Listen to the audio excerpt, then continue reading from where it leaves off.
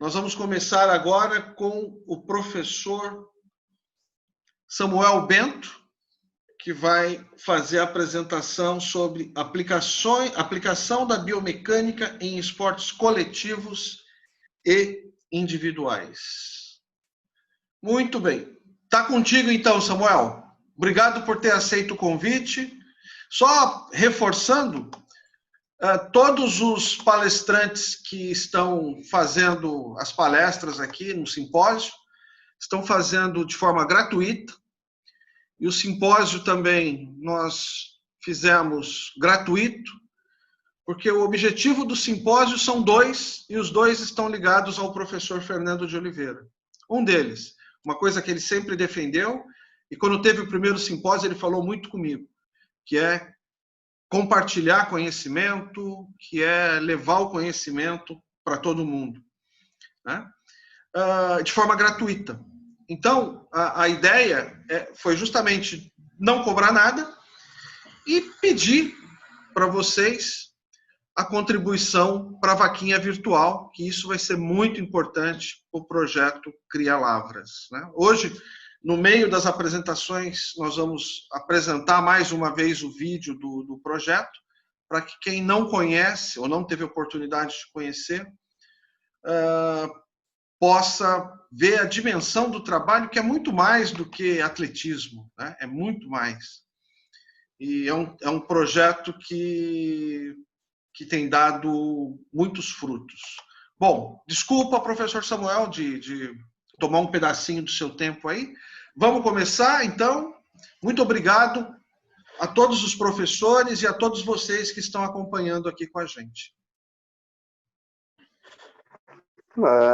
Boa tarde a todos. Gostaria de agradecer imensamente o convite. Em relação a ter interrompido, fique à vontade, por favor, ainda mais pela causa, né, legítima e justa.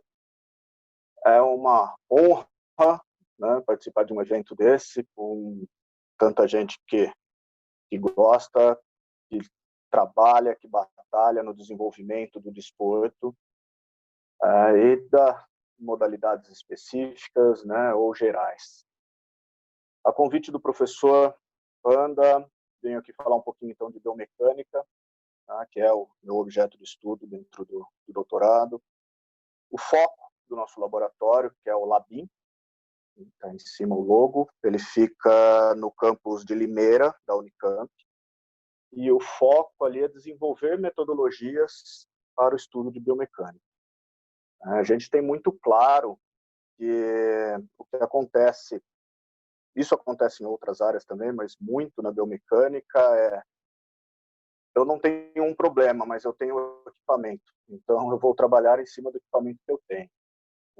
A gente sabe que, às vezes, o seu problema ele é resolvido de uma forma muito mais simples do que a gente imagina, né? E com materiais muito mais simples do que imaginamos também. Tá? Então, eu vou falar um pouquinho do que a gente está trabalhando lá dentro do laboratório. São alguns estudos aqui iniciais, outros nós já fechamos, publicamos, né?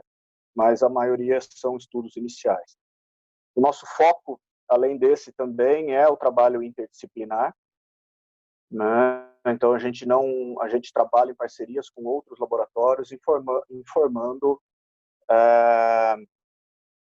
variáveis mecânicas para que possa dar continuidade em trabalhos e outras, e assim os pesquisadores conseguem então ter mais informações sobre determinado fenômeno. Quando a gente pensa então em análise do movimento, a gente tem a biomecânica e a cinésio, né, pensando em análises, e a biomecânica principalmente cinemática e cinética. O foco aqui, o que eu vou falar hoje aqui é sobre cinemática, não vou falar sobre cinética, tá? A cinética seriam as forças que atuam no corpo, né, que a gente for investigar, mas o meu foco hoje é falar em cinemática, que é o que a gente vem trabalhando lá com mais ênfase.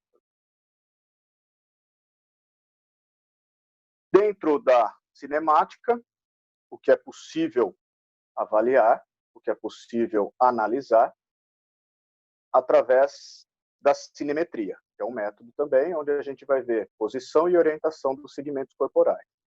Então, essa posição desses segmentos em tempo, né, e espaço, e a gente tem a informação desse objeto, desse corpo, em relação a essas outras variáveis de tempo ou espaço. Nós vamos verificar, então, a posição, né, a velocidade, a aceleração, distância, entre outros. E qual o método que nós vamos avaliar aqui? Vou mostrar as avaliações que nós fizemos, né, da cinemática. Nós vamos fazer isso através da cinemetria. A cinemetria, ela pode ser dividida em videogametria e fotogametria. Então, nós trabalhamos com vídeos, que é uma metodologia da biomecânica, né, que a gente obtém as informações ou as variáveis cinemáticas para a descrição dessas posições. Tá? A cinemática envolve, então, a descrição do movimento. Por exemplo, a altura do objeto, distância que ele se desloca, velocidade, aceleração, como eu disse anteriormente. Tá? Então, são características do movimento que a gente consegue obter através da cinemática. Como começou tudo isso? Existem outros trabalhos relacionados à biomecânica mais antigos, tá? Mas esse foi o relacionado à cinemetria. Foi o Bernstein, né, que começou com esse tipo de trabalho de cinemetria e análise do movimento. Tá? Desde da ex-União Soviética. Ele foi convidado pelas empresas, né, para avaliar o funcionário, como que eu posso dizer? Como melhorar a performance, como melhorar o desempenho desse operário, desse trabalhador nas empresas. Então, ele foi o primeiro ali a usar uma luzinha ou um LED, certo? Aqui na região de pulso do operário, e pediu para que ele martelasse um certo objeto. Ele verificou que, mesmo ele acertando sempre o mesmo alvo, a trajetória do pulso era diferente. Então, aqui ele determinou a questão dos graus de liberdade de movimento. A partir disso, as pessoas começaram então a desenvolver a teoria de sistemas, né, entre outras coisas maiores, mas para nós aqui, para o dia de hoje, atentar que ele usou essa técnica no esporte. Então, a partir desse momento, treinadores começaram a obter resultados de visão, né, de análise de movimento, que a olho nu a gente não conseguiria observar. Tá? Então, ele consegue, né, nesse caso aí, ele utiliza uma câmera de 200 frames, são 200 quadros por segundo que ele consegue pegar, e a gente consegue, então, avaliar coisas que a olho nu antes o treinador não conseguia ver. Então, a partir daí, começam os estudos, os trabalhos sobre cinemetria. O que a gente faz lá, então? Vou fazer aqui um exemplo, né, de alguns trabalhos que nós estamos fazendo. Esse trabalho foi em parceria com o laboratório que estuda os efeitos do sono, lá da Unicamp, nos atletas. E a pesquisadora queria saber, então, se essa extensão de sono ela é um trabalho longitudinal, né, que são duas coletas, então, uma com a aplicação do protocolo de sono e um sem, então, um sem e um com, né, em uma atleta que foi campeã mundial em 2019. Lógico que, como a gente se deslocou até o Centro Paralímpico para fazer tudo isso, nós acabamos coletando de mais atletas, que é o que eu vou mostrar aqui. Tá?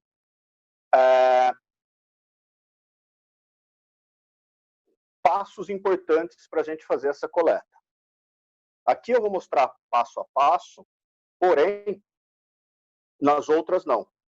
Né? Só para a gente entender quais são os passos necessários para que a gente faça uma coleta de qualidade. Se a gente conseguir, então, fazer essa coleta com qualidade, a gente consegue obter dados bons e ter menos trabalho na hora da análise. Né? Essa parte da coleta é apenas uma fraçãozinha aí do nosso trabalho todo. Porém, se ela for mal feita, a gente já começa a perder muita informação. Imagine, então, que isso aqui é uma raia da piscina, tá? De 50 metros, é o Centro Paralímpico, para quem conhece, lá em São Paulo. Aqui é o bloco de partida, e nós colocamos, então, uma filmadora a 240 frames, então ela filmava aqui a 240 quadros em 1 segundo, e duas outras filmadoras, pegando do meio para o fim, e a outra câmera do meio para o início. Então a gente tem informação dela, da nadadora, dos nadadores, até a metade por uma câmera, e da metade para frente por outra câmera. No momento de reconstrução desse dado, a gente, matematicamente, a gente junta, tá, os dados das duas câmeras e consegue obter dos 50 metros. Essa é a nossa ideia, tá bom? Essas duas são duas câmeras a 30 frames, tá bom? Ah, mas o fenômeno pede algo maior? Nesse caso, não. Nesse caso, uma câmera de 30 frames é mais do que suficiente, tá? Para analisar o nado. Outro detalhe aqui, então, enquadramento. Outro passo, sincronização. Como aqui nós vamos utilizar essas duas câmeras para sincronizar os dados, né, dos nadadores, para analisar depois os dados dos nadadores, essa parte de sincronização das câmeras, ela é muito importante. Está vendo uma luzinha aqui e uma luzinha aqui, né? São LEDs que a gente adaptou na frente da câmera com apenas um interruptor. Então, esses LEDs eram ligados por fio, espalhados aqui, né? Esticados aqui na lateral tem um mezanino ali no Centro Paralímpico. Então, esse LED ele é esticado de uma câmera até a outra e um interruptor. Clicando nesse interruptor, simultaneamente, todas essas lâmpadas se acendem. Por quê? Essa câmera tem um pesquisador. Essa câmera, outro pesquisador. Essa, outro pesquisador. Se eu falar 1, 2, 3 e já, cada um vai ligar no momento. E isso a 30 frames por segundo vai dar diferença de frame. Então, quando esse aqui estiver no frame 1, esse já pode estar no frame 10 dessa câmera. Então, o 1 dessa vai representar o 10 dessa, e isso dá um erro de sincronização de imagem. Eu sabendo que a luz acendeu no mesmo instante, eu consigo recortar o vídeo a partir do momento que a luz acendeu e sincronizo esses dados. Outra parte importante da biomecânica é a calibração do ambiente. Em laboratório, nós fizemos aqui não vai dar para ver, mas tem um fio que está esticado desde essa borda até essa borda, e esse fio tem umas esferas de isopor branca, que está aqui, ó, e cada esfera dessa tem a distância reconhecida.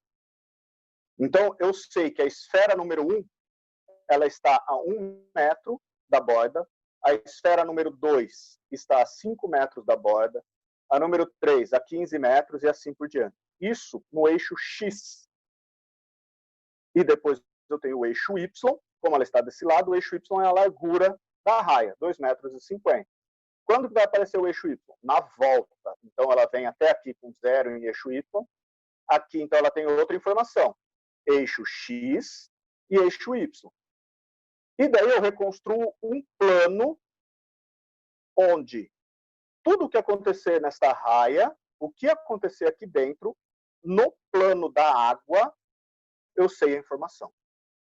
Ah, mas por que tem Z e Z está tudo 0 aqui?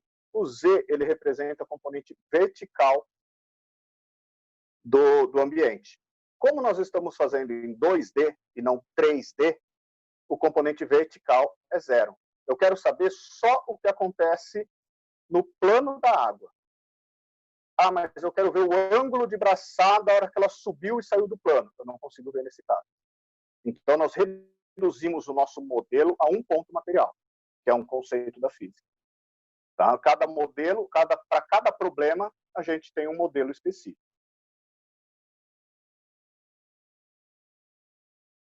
Então, o que nós conseguimos de dados aqui? Em um primeiro momento, uma outra coisinha que nós implementamos, uma luz convencional na hora da largada. Quando o técnico dá o sinal para ela largar, então é um aviso sonoro e luminoso. Né? A gente precisa da luz para enxergar o momento exato em que ele deu o sinal para ela largar. Pela velocidade da luz e velocidade do som, a gente teria um delay do som até chegar à câmera. Então, não representaria exatamente o momento da largada. Dessa forma, eu represento exatamente o momento da largada. E eu consigo ter, então, aqui, a partir do momento que acendeu a luz, quanto tempo ela demorou para reagir? Sem ter uma plataforma de força ou uma plataforma, um piso elétrico aqui no bloco. Então, basicamente, o que eu usei aqui? Uma câmera de alta frequência, de 240 Hz, e um cronômetro. Né? Porque, na verdade, nós utilizamos o cronômetro. Se eu sei que em um segundo eu tenho 240 Hz, eu passo uma regra de 3 e conto quantos quadros demorou para ela sair a partir do momento que acendeu a luz. Isso, na prática, eu consigo, então, fazer o controle que os professores estavam discutindo anteriormente, o quanto o descanso é importante. E existe um descanso ótimo. É um sono a mais ou um sono a menos? Então, isso tem interferência em relação à atleta 1. Quando eu aumento o tempo de cama, ela aumenta o tempo da primeira contração. Tá? Porém, depois ela faz uma diminuição, ou então tenta encontrar um tempo ótimo e ela melhora o tempo de reação. Isso, eu não tenho grandes informações, mas eu consigo, então, ter aqui tempo de reação. Outra informação que nós obtivemos aqui, a distância do salto, mas eu não consigo ver a altura do salto, outras informações que não estão no plano. Tá? O que eu vou ter, então? Trajetória real dos atletas. Como? Cada pontinho desse aqui amarelo é um frame dela nadando.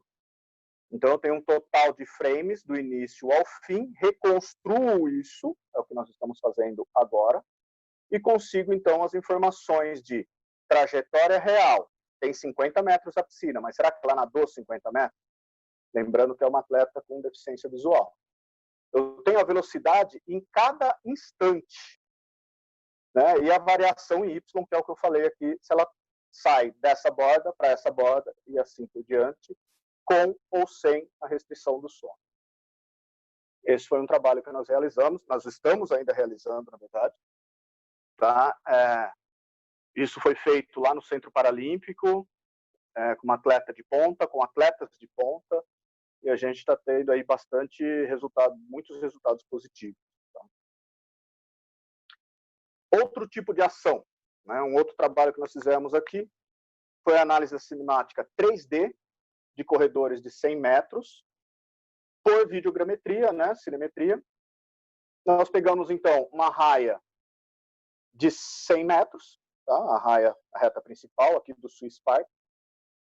Ali nós implementamos 12 câmeras distribuídos na raia toda e dividimos em região 1, região 2 e região 3. No mesmo princípio que nós fizemos anteriormente. Correu esse espaço, eu tenho a informação. Correu esse espaço, eu tenho informação. Correu esse espaço, eu tenho informação. Reconstruo tudo e tenho a informação dos 100 metros. Tá? Então, aqui eu tenho o componente vertical, como vocês viram ali anteriormente.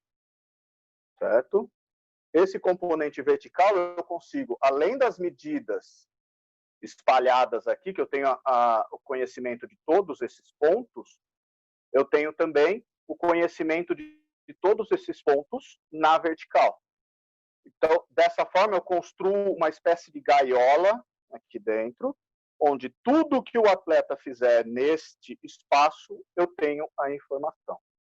Aqui, nós já usamos um modelo não de ponto material, não de apenas um ponto. É um modelo de 18 marcadores, não sei se vocês conseguem ver aí, são 18 marcadores que eu defino os segmentos, então, do atleta, e quando eu tenho a distância entre eles, eu consigo calcular o centro de massa desse atleta. Então, o quanto que o centro de massa dele variou nesse espaço. Aqui eu consigo saber qual a angulação desse joelho, qual a angulação desse tornozelo, qual a distância da passada. Então, aqui eu consigo informações em 3 dimensões. Tá? O que a gente conseguiu aí de informação? São 5 atletas, né? Nós fizemos esse teste. Então, a trajetória dele de centro de massa, o quanto ele flutua durante os 100 metros e o quanto ele varia, por exemplo, quando ele bate o pé esquerdo ou quando ele bate o pé direito. Aqui eu consigo mostrar para o treinador se há um desequilíbrio. Aqui, ó, a largada, por exemplo, do atleta 1, o quanto variou, então o quanto ele perdeu, né? Ele correu a mais do que 100 metros antes da largada. Certo? Ele varia aqui bastante e pode ser um desequilíbrio de força, pode ser a técnica, pode ser N fatores, e conversando então com o treinador, a gente tem essa informação, a gente pode passar um feedback para ele. Aqui eu tenho, então, o comprimento de passadas, o número de passos, o quanto cada atleta desenvolve de 0 a 100 metros. São informações que a gente consegue obter com uma medição 3D. A aceleração do centro de massa, né, o comportamento do centro de massa, desculpa, com uma variação vertical na componente Z. Então, durante a aceleração, o quanto variou, durante a manutenção e durante a desaceleração. Tá? A gente consegue, então, medir isso e ver se esse centro de gravidade, se esse centro de massa, não centro de gravidade, desculpa, ele varia verticalmente, para cima e para baixo. Sendo que o ideal seria mais próximo a uma reta, seria o mais ideal. Agora, isso aqui está dentro da normalidade, tem que comparar com outros atletas. Esse ângulo de ataque durante os 100 metros. Então, é o ângulo relacionado à vertical e a perna que está estendendo. Então, a perna que está empurrando. Existe um ângulo e esse ângulo durante os 100 metros. Nós pegamos de um atleta a perna. Tá?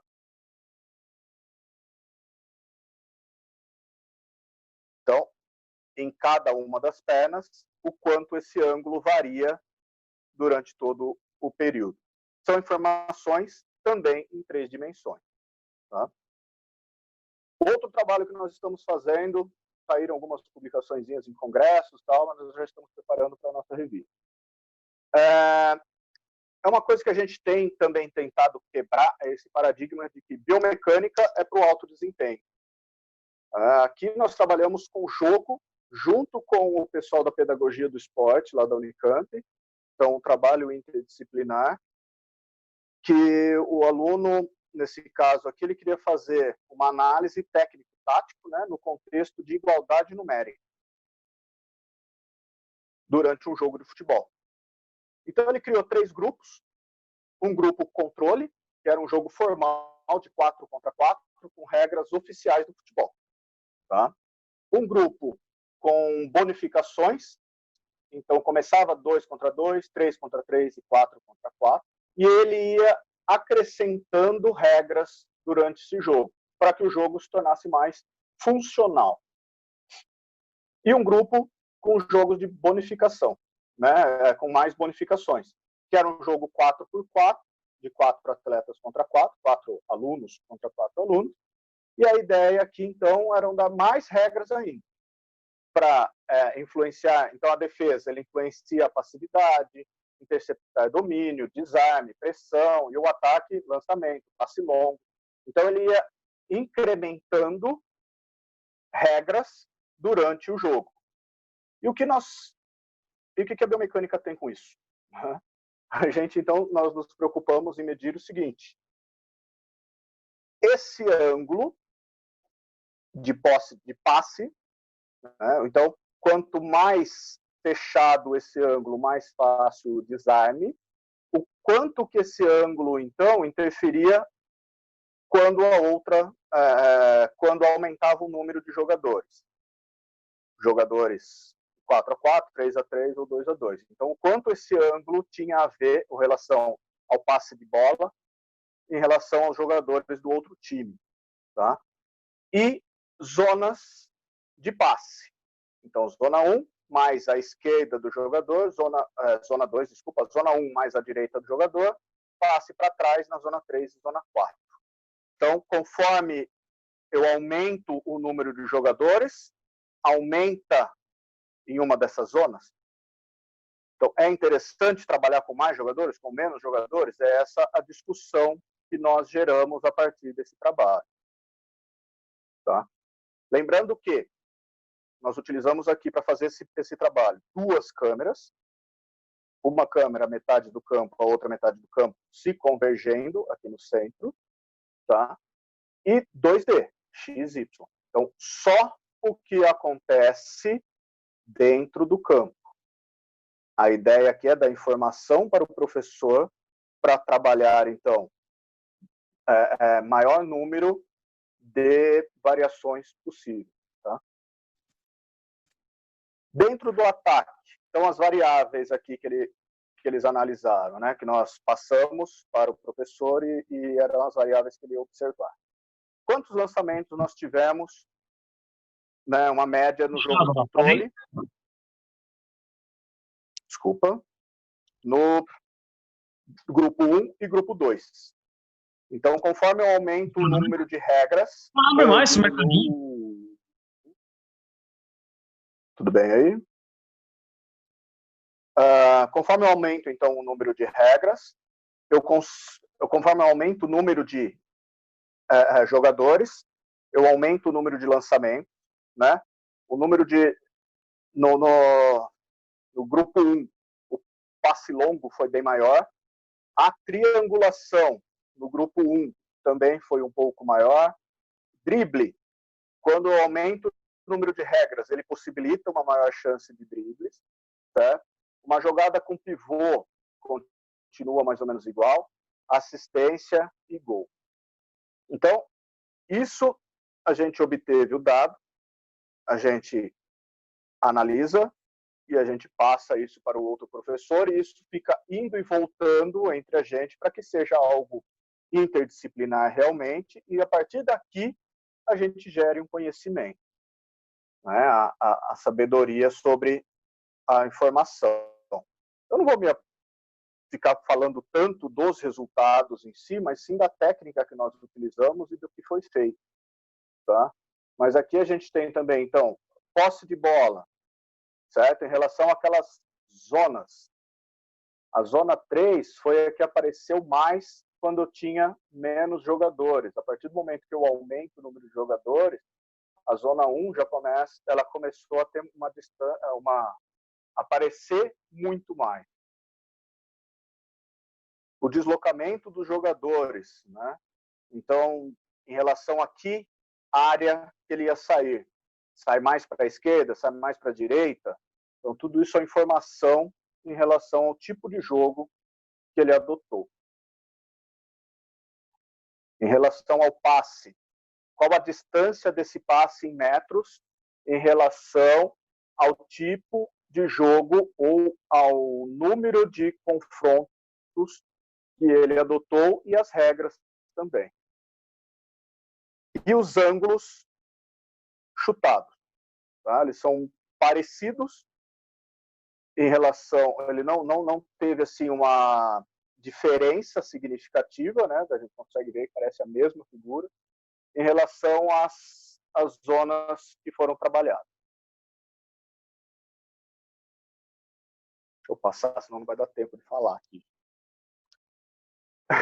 Em relação a um outro trabalho que nós fizemos, né, ao invés aqui da gente trabalhar com os atletas, a gente trabalhou com o árbitro do handball. Tá? Qual que era o objetivo aqui? Também uma análise 2D. Os árbitros de handball que participaram da Olimpíada, né, de 2016, e o objetivo aqui era ter informações desses árbitros. Tá? O Adriano, que é o primeiro autor desse trabalho, ele é árbitro internacional, tá? Ele esteve na Olimpíada também, em 2016, e uma coisa que ele questionava muito era o tipo de treinamento. Ele falava, a gente não corre o tempo inteiro, e por que o treinamento de todos os árbitros é apenas correr o tempo inteiro? Então, vamos medir isso, vamos ver quanto que um árbitro corre, que velocidade ele atinge, qual o tempo de intervalo, para a gente poder ter informação suficiente e passar isso para a associação que cuida, né, dos árbitros, para eles terem esse tipo de informação. Então, durante o jogo da Olimpíada, nós utilizamos apenas uma câmera, porque essa câmera era o suficiente para eu pegar todo esse ambiente. Aqui, por ser uma Olimpíada, eu não preciso medir essa quadra para saber que ela tem uma medida exata. Então, por ser uma Olimpíada, nós confiamos que eu tenho a distância oficial daqui e tenho essa distância de linha de fundo. Passando essa informação, a câmera, então, entre aspas, entende que ela está filmando um dado que vai acontecer nesse plano, também dados 2D. Okay? Como a gente foi medindo isso? Foi um trabalho um tanto quanto exaustivo, pelo tempo que dura uma partida de handball, filmando isso a 30 quadros por segundo, vocês imaginam aí a quantidade de quadros que eu tenho para medir. Não é uma medição automática, é uma medição manual. Então, nós medimos tudo o que acontecia entre os pés do árbitro. Lembrando que são 2 árbitros. Então, se ele corre para cá, eu tenho que clicar quadro a quadro, medindo isso. Deu 60 mil quadros, mais ou menos. Então, nós dividimos esse trabalho e nós obtemos a informação de tudo o que acontecia nesse plano 2D. Eu não posso marcar na cintura dele. Se eu marcar na cintura dele, ele tiver 1,20 m até a cintura, mais ou menos, esse ponto que eu estou marcando, ele está 1,20 m de altura, projetando lá para baixo, então a distância, ao invés de ser o árbitro, é quase 2 metros para frente. Então tem que ser aqui embaixo, entre as pernas dele. Dados que nós obtivemos aí. Então, o que parece aqui ser um desenho do meu filho num quadro, na verdade, é a trajetória toda do árbitro durante o jogo. Qual o posicionamento que ele adota durante o primeiro tempo? O quanto ele corre durante esse primeiro tempo? Tá? Qual a variação de velocidade dele? Se ele não tem, então, um tempo inteiro correndo aqui nessas velocidades mais baixas, o treino dele não pode ser um treino contínuo. A gente vê aqui que ele tem picos de velocidade. Então, cabe mais para ele um treino intervalado. De quanto? Desse tempo por esse tempo. A gente consegue, então, otimizar o treino do árbitro, de acordo com a realidade que ele encontra na quadra. Tá? Aqui eu tenho todos os picos de velocidade do árbitro. E nós vimos, então, que sempre antes de um pico, existe um dado bem mais baixo, que seria um mínimo antes do pico. Para a gente medir isso, foi o que eu falei anteriormente, está vendo aqui, ó, todos esses pontinhos? Então é ponto, ponto, ponto, ponto, ponto, ponto, manualmente por onde o árbitro passar. Tá? Esse é um outro trabalho do laboratório, é treinar para fazer isso. Em um outro laboratório que eu estive, esse era o trabalho da iniciação, de quem entrava na iniciação científica ia fazer isso. Lá não, lá a gente treina muito bem antes para a pessoa conhecer o fenômeno que ela está medindo. E não medir aleatoriamente e a gente perder dado com isso. Tá? Então aqui dá para ver claramente esse árbitro, ele dando um tiro até chegar lá na zona do jogo, onde o jogo está acontecendo, na outra área. Então, ele tem um período aqui, ó, de velocidade baixa, indo de um lado para o outro. Então, esse aqui é o deslocamento dele. Então, tem um momento que ele cai para velocidade zero, que ele fica parado aqui em cima, ó, dá para ver isso. Ele vai parar, então, parou ali, observou o jogo.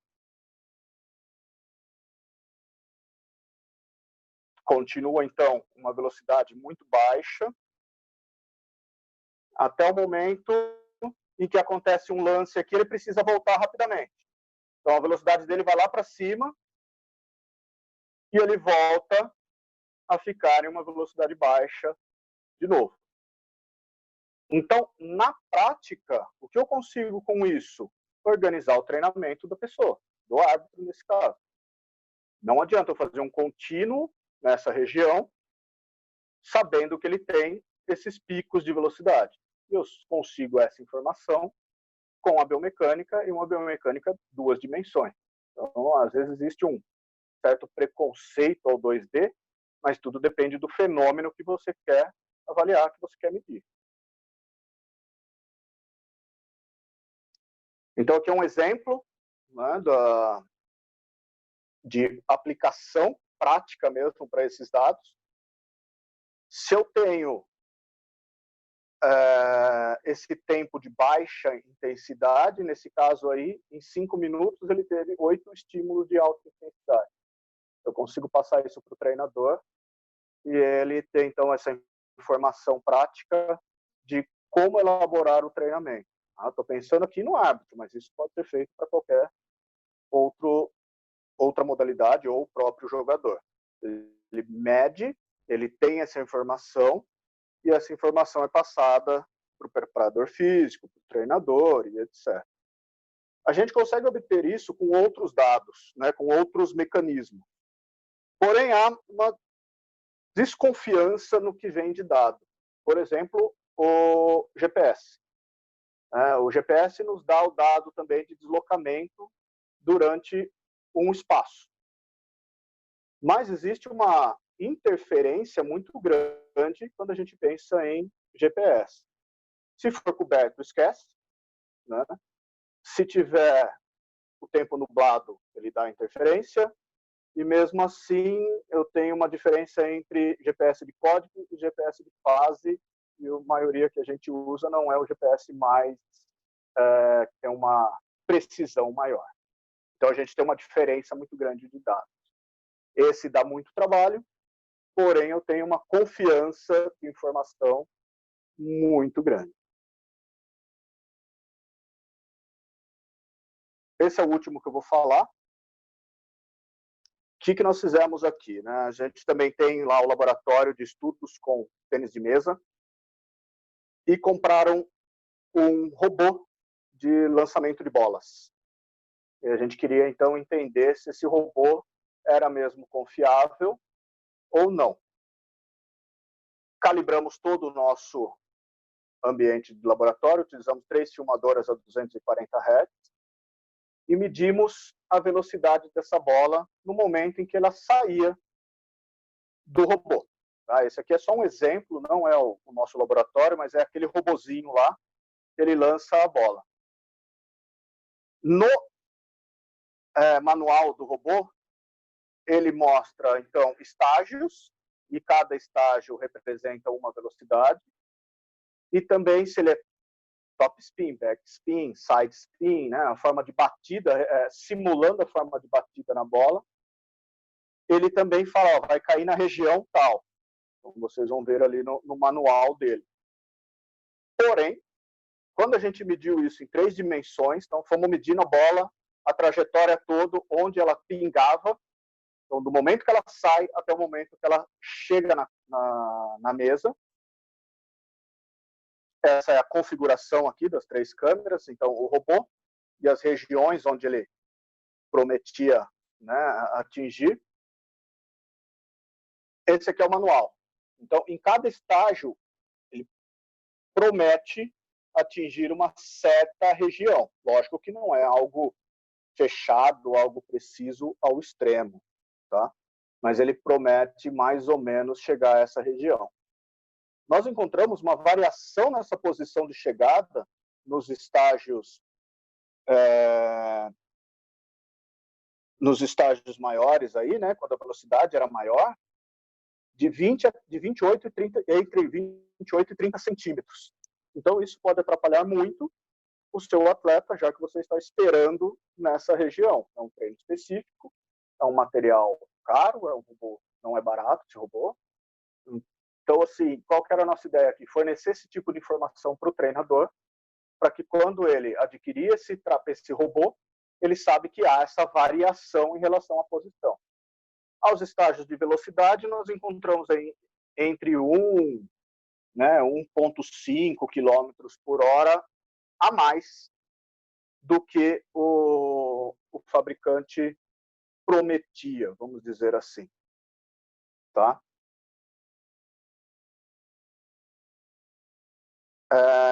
Então, essas são as informações que eu tinha para passar. Como aplicar, então, a biomecânica, né, para os esportes tem sua complexidade, tem sua dificuldade, porém o mais importante, acho que o que fica assim mais, eu quero dar mais ênfase conheça primeiro o seu problema. E a partir do seu problema, a gente tenta resolver. Não adianta porque eu tenho o software X, eu quero trabalhar só com aquele software, né? E ele só me responde uma coisa. Então, conheça o seu problema, que de repente, se você tiver uma trena boa, tem um cronômetro, você obtém informações biomecânicas que possam resolver aí o seu problema do dia a dia. Gostaria novamente de agradecer ao professor Panda que me convidou. Espero tenha ficado claro. Coloco à disposição meu contato aí embaixo, tá? O Studies Biomechanics, pode mandar mensagem. Ali a gente publica algumas coisas sobre biomecânica. Fico à disposição para responder as perguntas por lá. Certo? Valeu, obrigado, Panda.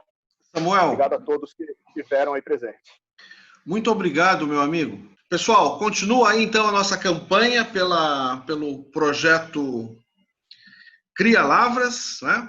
Como a gente falou, esse simpósio é uma homenagem à memória do professor Fernando de Oliveira, que é que é o idealizador, né, do projeto, que não é um projeto de atletismo, né? Não é. Eu queria até que o Vlamir Mota falasse um pouco sobre... Obrigado, Panda. Parabéns, Samuel. Boa tarde a todas e todos. Reiterando o que o Panda falou, esse seminário tem como propósito, como fim social, né, a manutenção do projeto Cria Lavras, projeto que é o legado do saudoso professor Fernando Roberto de Oliveira, que nos deixou no ano passado, precocemente, aos 54 anos de idade. O projeto Cria Lavras, ele é muito mais do que um projeto esportivo. Ele é um projeto educacional, um projeto pedagógico que utiliza o esporte como ferramenta de transformação. O Rodrigo Dário vai passar agora, mais uma vez, o vídeo do projeto Cria Lavras, onde o próprio saudoso professor Fernando Roberto de Oliveira nos explica de forma brilhante, em um minutinho, o que é o projeto Cria Lavras. Contribuam, colaborem. Queria agradecer, o professor Ernesto está aqui na sala, também já fez sua doação, né? Peço que todos sigam esse exemplo, cada um doando um pouco, a gente vai conseguir atingir essa meta, né? Nós já tivemos aí 40 doadores, nós chegamos a R$ 5.155, né? Nossa meta é de R$ 26.840, recursos estes para assegurarem a manutenção do projeto por 18 meses e, repito, insisto, esse projeto é o legado vivo do professor Dr. Fernando Roberto de Oliveira. Muitíssimo obrigado a todos. Rodrigo, se você puder passar o filme rapidinho, muitíssimo obrigado, gente. Transformar sonhos de crianças e adolescentes em realidade. Esse é o propósito do Cria UFLA, projeto de atletismo que tem alcançado resultados surpreendentes. já são diversas vitórias no esporte, mas principalmente na vida de cada participante. Para saber mais, veja agora no Minuto do Campus.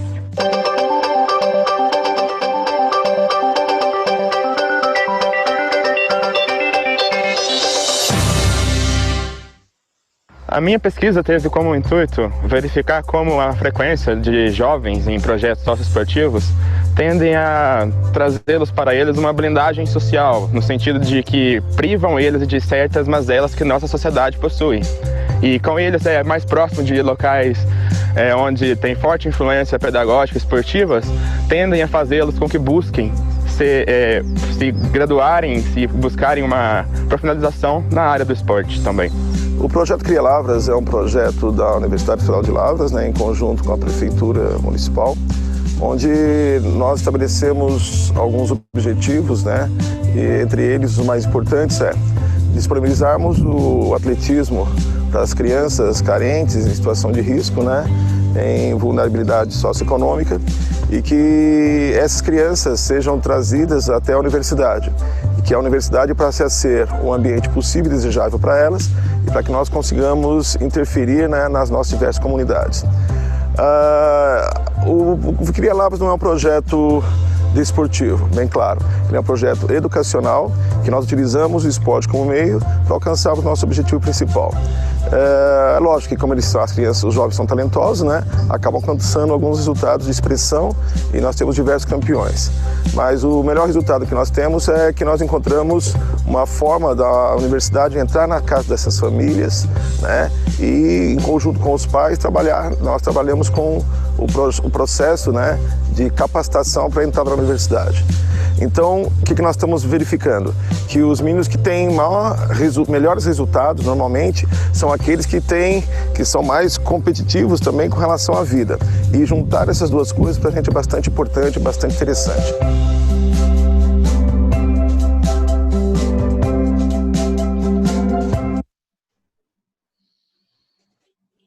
Importante lembrar que esse projeto ele não tem nenhum patrocínio público ou privado. A Universidade Federal de Lavras entra com o espaço, com a estrutura da universidade, com auxílio no transporte em algumas competições. A Prefeitura de Lavras cede o transporte para levar os alunos dos colégios municipais até a universidade. E, enquanto vivo, o professor Fernando custeava 100% com recursos próprios. O professor Fernando Roberto Oliveira custeava a casa do atleta, toda a manutenção das despesas. Fernando, que nos deixou no dia 16 de outubro de 2019. Então, mais uma vez, faço um apelo, um pedido, nos ajudem a continuar vivendo esse sonho do Fernando, o seu legado de vida. Obrigado a todos e todas.